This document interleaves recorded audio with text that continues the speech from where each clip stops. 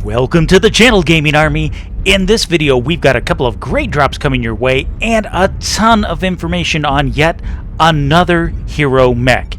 And for those of you who aren't aware of it, the reason we're talking about so many hero mechs is because right now PGI is running its Big Beach Party 2023, where you'll have the opportunity to earn 4 hero mechs, one from each weight class. And a lot of people are struggling as to which one they're going to pick. So we're going to give you some more information and more insight into another hero mech. And we're going to go back to the urban mech. No, it's not the K9. We talked about the K9 before. This is the ever lovable street cleaner hero mech. And as with any review, we want to start at the beginning with this lovely little guy and see what it looks like coming fresh from the mech factory. So taking a quick look at its stock configuration, we see it comes with an AC-10, a small laser, 2 jump jets, top speed 34.8 kph, and a massive 13.8 alpha. I gotta tell you, that does not inspire confidence, and you've got to be wondering why I get so excited about this mech is because it's got a lot more going for it than you'll see on the surface. And not for nothing, this one happens to be probably my most favorite variant of the lovely little trash can. Now, this urban mech chassis doesn't come with all the bling and bells and whistles, literally, of the K9, doesn't have the lights and sirens, but what it does have, it has some amazing quirks, some very interesting ones. So we want to take a look at those next. What's going on with this mech that makes me love it so much? So taking a look at the quirks, obviously it has the 30% C-bill bonus that you would expect on all hero mechs. It also has some great survivability quirks in plus 20, even plus 14% base armors over the chassis, and that lends to why urban mechs are so tanky on the battlefield. So it does have the survivability. After that, we've got some interesting things in the way of plus 5 heat dissipation, minus 25% overheat damage taken, and looking at the firepower, you get plus 10% range, plus 50% machine gun rate of fire, minus 10% cooldown, an AC cooldown of an additional minus 5%, plus 10% to your ballistic velocity, and some healthy ammo quirks if you're using larger caliber ballistics, something like the AC or UAC-2s and above. And what's really special about this mech is at the very bottom of that list there's a little one-liner that some people might have missed. Yep, you can rewind, go back, pause it, and read this. Plus 7.5% to the mech's top speed. So right out of the gate, you know you're going to do some overhauls whenever you get into an urban mech. The most notable one is the first thing you want to do is ditch that standard engine, because 34.8 kph will just get you murdered on the battlefield. But that led me to thinking, what can I do with a larger engine, and how can I maximize that plus 7.5% top speed? That could be something very interesting to play with. And that's the route we're going to go. And we'll get to all of that in just a quick second. But first, I want to take us back into the action that's going on in front of us on this drop that's been playing in the background. So you saw me push up out of the center and take on the enemy direwolf, and that gave us our first kill of the match. But actually what I was going after was the Nightjar with an open side torso. We managed to then follow up on him as well, and he was heavily damaged, taking him out for our second kill. And now the Cataphract has caught our attention, and we followed him as he dropped off the edge down into the low ground, and now we're duking it out with the Cataphract. He's open center torso, trying to let my machine guns chew through his center torso. He's doing a lot of damage on me in return. I do manage to get the kill, but it cost me quite a bit in armor. As a matter of fact, center torso armor. And this is where I see one of my teammates being harassed by an enemy urban mech.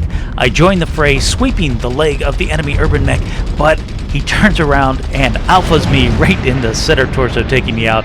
And switching over to our end screen on this one, we wind up with 3 kills, 2 KMDDs, 483 damage done. Moving on to our next drop, this one has us playing Domination on River City. And while we head into the rocks at the center of the map, holding the cap point and engaging enemies, we're going to continue our discussion on the Urban Mech Street Cleaner Hero. Now, some of you are still kind of wondering why on earth I'm so excited about this particular urban mech. And guys, it goes back to that plus 7.5% mech top speed. That is key. It got me thinking, what exactly could I do with this mech? And it led me down the road to do some customization, because as you can see in the bottom right hand corner of your screen, my weapons loadout definitely is not the stock loadout, which means I've done a lot of tweaking under the hood. So let's take a look at exactly what I've done. So my build goes something like this: a complete rework of the urban mech. So my weapons are 3 medium pulse lasers, 2 light machine guns. I also have AMS, the 2 jump jets. Those I did keep. But all of that has given me a huge boost in performance over the stock loadout. My new top speed is now 121.9 kph. That's like 4 times as fast as the original. And my alpha strike has nearly doubled at 26.5. So I picked up a ton of speed and a lot more firepower over the stock loadout. Now the question becomes how to put this to use on the battlefield. Now I will be honest, I'm going to tell on myself here. I might switch out those light machine guns for heavy machine guns, and this is going to be a mid to late game skirmisher. You're going to use this extra speed and maneuverability to get around the battlefield looking for hurt, damaged mechs or isolated mechs that you can push. You still don't have a super high alpha, but you can do more damage over time.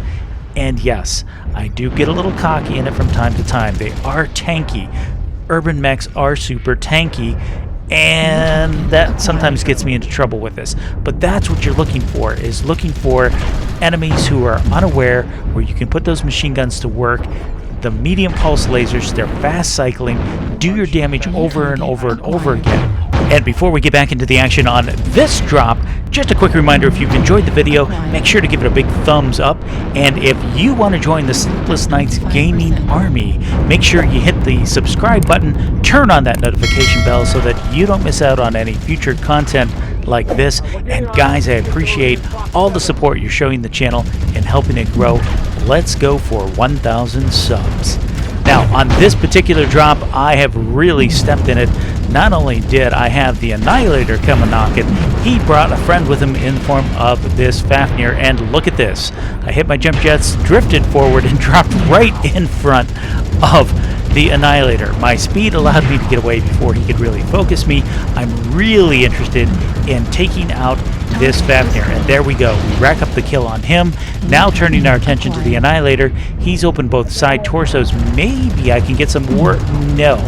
He just got saved. That guy must be with the Secret Service. He took one for the president right there. I was going after the side torsos, and the Marauder jumped in the way, eating the damage. But wait, here is a rifleman, 2C, and he is up here with his back to me. He's under pressure. He doesn't know which way to go. We'll keep chewing on him, doing some damage. I have no illusion. Score is 2-9. Right now I'm just trying to do as much damage, get as many kills as I can, and this rifleman is being turned every which way but loose. And look at that, he is open left torso, his back is open as well, and he's got heat problems, so he's shutting down. So let's see if we can focus him down, finish him off. And here comes, what is it with the enemy team? They're all our Secret Service members. So the Roughneck charges in, and he's taking one for the team. and he won't let me get the kill shot on the rifleman, who has shut down yet again. I just can't get the kill shot on this rifleman. Hence, I want heavy machine guns. That's all I'm going to say.